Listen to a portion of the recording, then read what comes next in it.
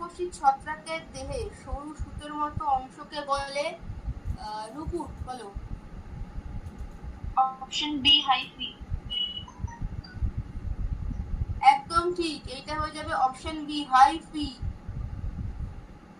52, ছত্রাক কোষে কোনটি থাকে না? এইটা বলবে আমাকে অন্বেষা।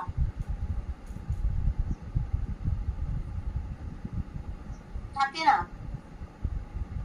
তার জন্য কিন্তু ছত্রাক নিজের খাবার নিজে করতেও পারে না। বলো অন্বেষা, জোরে বলো। হ্যাঁ বলো বলো।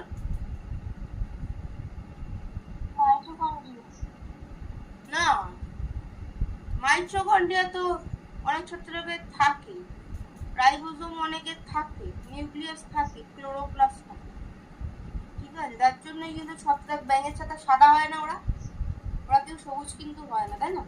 আচ্ছা 53, ইস্ট হলো এক প্রকার, এইটা আমাকে বলবে কিরণ। ছত্রাক, অপশন সি। একদম ঠিক, অপশন সি ছত্রাক।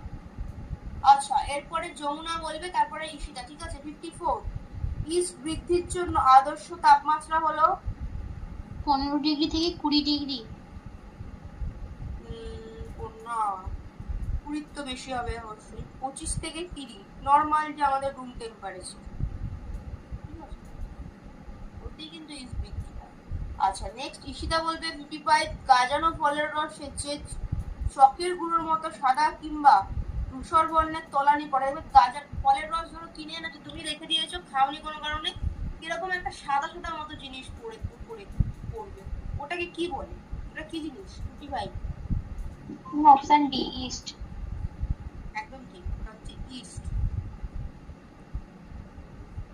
ওই ইস্ট কিন্তু এই 25 থেকে 30 ডিগ্রি নর্মাল রুম টেম্পারেচারে ভালো করে বৃদ্ধি পায়।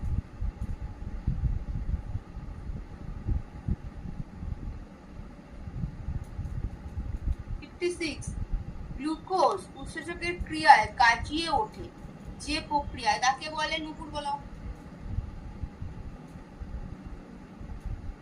নুপুর জোরে বলবে। Option B pasteurisation.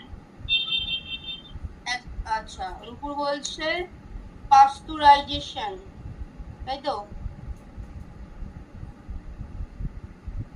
না, পাস্তুরাইজেশন, পাস্তুরাইজ তো নয়, এখানে সন্ধান, কোহল সন্ধান, তাই না?